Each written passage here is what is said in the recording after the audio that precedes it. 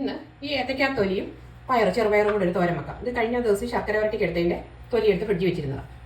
ഇതാണെങ്കിൽ ഇതിൻ്റെ ഈ കട്ടിയുള്ള ഇത് തൊലിയൊക്കെ കളയാം.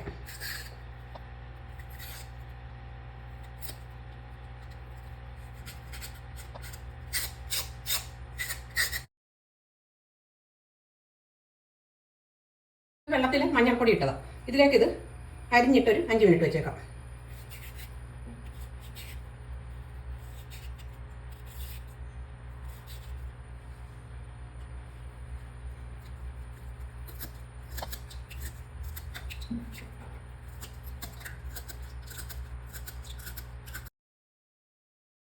ഇത് എല്ലാം അരിഞ്ഞെടുത്ത് മഞ്ഞൾപ്പൊടി ഇട്ട വെള്ളത്തിലിട്ട് ഒരു 5 മിനിറ്റ് കഴിഞ്ഞ് 2-3 തവണ നന്നായിട്ട് ഞെരടി പിഴിഞ്ഞ് നല്ലപോലെ കഴുകിയെടുത്തതാണ്.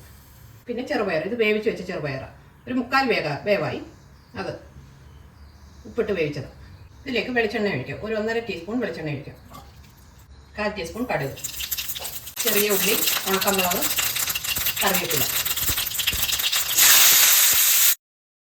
ഇത് 1 കപ്പ് തേങ്ങ. ഇതിലേക്ക് 1/4 ടീസ്പൂൺ ജീരകം, 3 വെളുത്തുള്ളി അല്ലി, ഒരു പച്ചമുളക്. കൂടുതൽ എരി വേണമെങ്കിൽ ഒരു പച്ചമുളക് കൂടി ഇടാം. 1/4 ടീസ്പൂൺ മഞ്ഞൾപ്പൊടിയും കൂടി ഇട്ടൊന്ന് ചതച്ചെടുക്കാം. അതിലേക്ക് ഏത്തയ്ക്കാത്തൊലി ഇടാം. ഉപ്പ്, കുറച്ച് വെള്ളമായി ഉണ്ട്, അതുകൊണ്ട് വെള്ളം ഒഴിക്കേണ്ട കാര്യമില്ല. ചെറിയ തീയിൽ വെക്കാം. പയർ ഇതിൻ്റെ മുകളിലിടാം. പിന്നെ അരപ്പ്. ഇനി ഇത് ചെറിയ തീയിൽ ഒരു 10 മിനിറ്റ് അടച്ചു വെച്ച് വേവിക്കാം. ഇതിപ്പം 10 മിനിറ്റായി വെച്ചിട്ട് ഇനി ഒന്ന് എടുത്ത് നോക്കാം.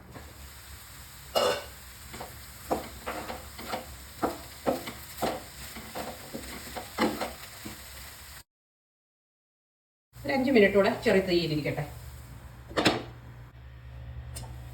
ഇതിപ്പോൾ 5 മിനിറ്റായി.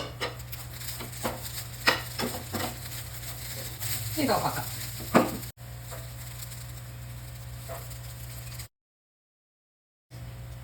വളരെ ഹെൽത്തിയും ടേസ്റ്റിയുമായിട്ടുള്ള തോരൻ.